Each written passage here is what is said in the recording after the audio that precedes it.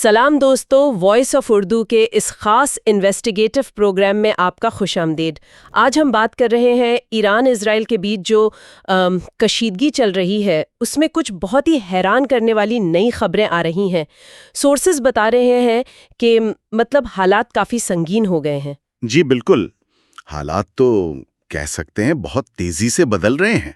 आज हम खास तौर पर एक तो ये जो ईरान पर इल्जाम है क्लस्टर बॉम्ब्स इस्तेमाल करने का, इस पर बात करेंगे। हाँ, ये बहुत अहम है। बिल्कुल।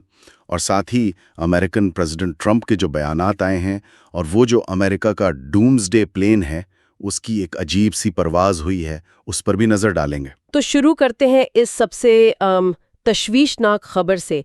ईरान पर क्लस्टर बॉम्ब इस्तेमाल करने का इल्जाम, ये क्या मामला है? सोर्सेज क्या बता रहे हैं? देखिए, सोर्सेस के मुताबिक ईरान ने सदर्न इजराइल में एक शहर है बीरशेबा, हाँ सुना है, वहां पर और ख़ास तौर पर वहां के सोरोका मेडिकल सेंटर के आसपास बैलिस्टिक मिसाइल से क्लस्टर बॉम्ब्स गिराए हैं, ऐसा कहा जा रहा है। और ये मतलब इस पूरे तनाज़े में पहली बार है कि ईरान ने ये हथियार इस्तेमाल किए हैं। अच्छा, तो ये क्लस्टर बॉम्ब होते क्या है असल में? मतलब आम बॉम्ब से अलग कैसे? आसान लफ्ज़ों में समझें तो ये एक बड़ा बॉम्ब होता है, या मिसाइल कह लें, जिसके अंदर कई छोटे छोटे बॉम्ब होते हैं। उन्हें बॉम्बलेट्स कहते हैं। ओके। जब ये बड़ा बॉम्ब टारगेट के करीब जाकर फटता है तो वो अंदर के छोटे बॉम्ब वो एक बड़े इलाके में फैल जाते हैं। तो इसका मतलब ज्यादा तबाही एक ही हमले में? सिर्फ ज्यादा तबाही नहीं, बल्कि और शायद उससे भी ज्यादा खतरनाक एक लंबा खतरा।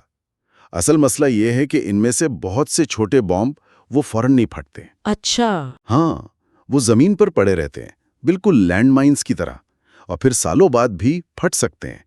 इससे आम शहरियों को, खासकर बच्चों को जो खेल रहे होते हैं या अनजाने में उनके पास चले जाते हैं, उनकी जान को खतरा रहता है। या अल्लाह, ये तो बहुत ही खतरनाक बात है। बिल्कुल। एक इंटरनेशनल मुआहदा भी है इस पर, कन्वेंशन ऑन क्लस्टर म्यूनिशंस 2008 का। 110 से ज्यादा मुल्कों ने साइन किया इस पर पाबंदी के लिए। लेकिन ईरान, इजराइल, अमेरिका, रशिया जैसे बड़े मुल्क इसमें शामिल नहीं हैं। तो फिर इजराइल का रिएक्शन क्या था इस पर फौरी तौर पर? इजराइल ने तो इसे सीधा सीधा जंगी जुर्म यानी वॉर क्राइम कहा है, और रियासती दहशतगर्दी भी। खासकर हॉस्पिटल के पास हमले की बहुत मजम्मत की है और कहा है कि वो सख्त जवाब देंगे। और जवाब दिया भी है शायद। खबरें आ रही हैं कि इजराइल ने भी ईरान पर हमले किए हैं।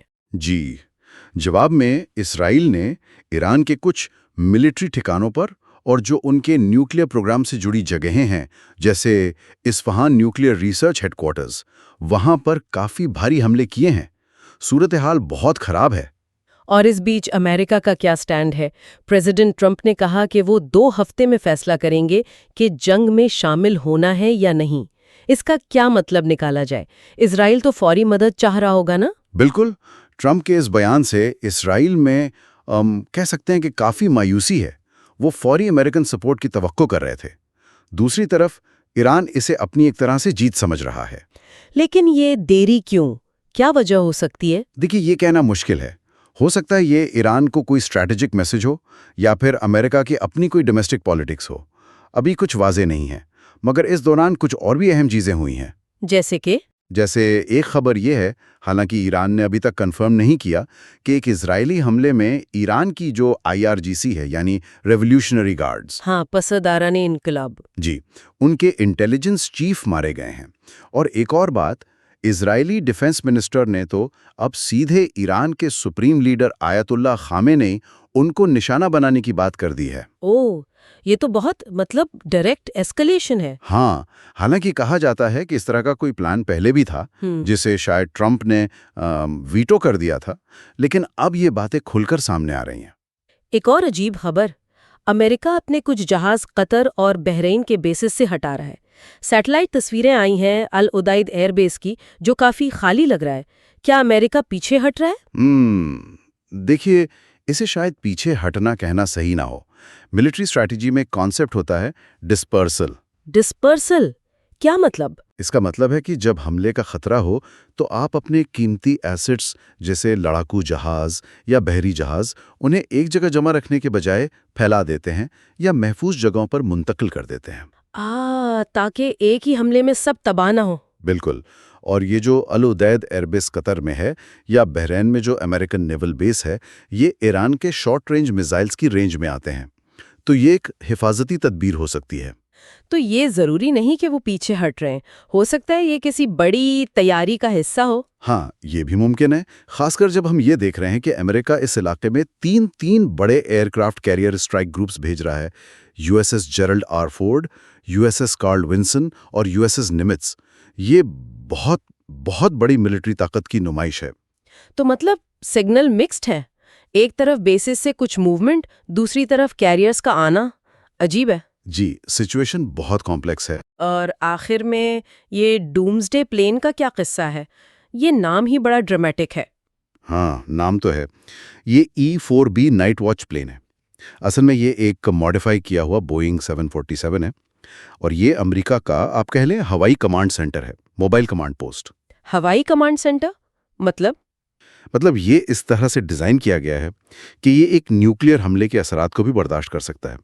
और अगर कभी अमेरिका पर बड़ा हमला हो, ज़मीन पर कमांड सेंटर्स तबाह हो जाएं, तो प्रेसिडेंट और दूसरे टॉप लीडर्स इस प्लेन में रहते हुए भी मुल्क चला सकते हैं, मिलिट्री को हुक्म दे सकते हैं। इसलिए डूम्सडे प्लेन कमाल है। तो इसकी अभी की फ्लाइट में क्या खास बात थी? खास बात थी इसका वक्त और इसका रूट। हाल ही में इस प्लेन ने लुइसियाना से उड़कर वॉशिंगटन डीसी के पास मैरीलैंड तक एक गैर मामूली सफर किया, समुद्र के किनारे किनारे, और वो भी एक हाई अलर्ट कॉल साइन के साथ, ऑर्डर 01। ये आम तौर पर हाई रेडिनेस या क्राइसिस सिचुएशन में इस्तेमाल होता है। तो इस फ्लाइट का टाइमिंग, इसका रूट, इसका कॉल साइन, ये सब मिलकर मतलब बहुत कुछ इशारा कर रहे हैं। क्या इशारा? मतलब अमेरिका क्या कहना चाह रहा है? यही कि अमेरिका बहुत सीरियस है। वो अपनी हुकूमत की कंटिन्यूटी यानी गवर्नमेंट चलती रहे हर हाल में, उसके लिए तैयार है। और शायद ईरान जैसे मुमालिक को एक बहुत ही संगीन पैगाम भी दे रहा है कि हम सबसे बुरी सूरत हाल के लिए भी तैयार हैं। Don't mess with us. तो दोस्तों, जैसे आपने सुना, सूरत हाल बेहद कशीदा है और गैर यकीनी भी। क्लस्टर बॉम्ब्स का इस्तेमाल, अमेरिका की अभी तक वाज़े न होने वाली पोजीशन, मिलिट्री की बड़े पैमाने पर तैयारियां, ये सब इशारे हैं कि आने वाले दिन, शायद हफ्ते, बहुत अहम होने वाले हैं। इस पूरी तहकीक में हमारी मदद की है हायदर हसन ने। लेकिन एक सवाल जहन में रह जाता है, क्या ये जो कशीदगी बढ़ रही है, ये एक बड़े नाकाबिले तलाफी तनाव की तरफ जा रही है, या ये सिर्फ ताकत का एक खतरनाक खेल है जो कंट्रोल में रहेगा? इसका जवाब तो शायद आने वाला वक्त ही देगा। आप सुन रहे थे वॉइस ऑफ उर्दू पॉडकास्ट। अब इजाजत दीजिए।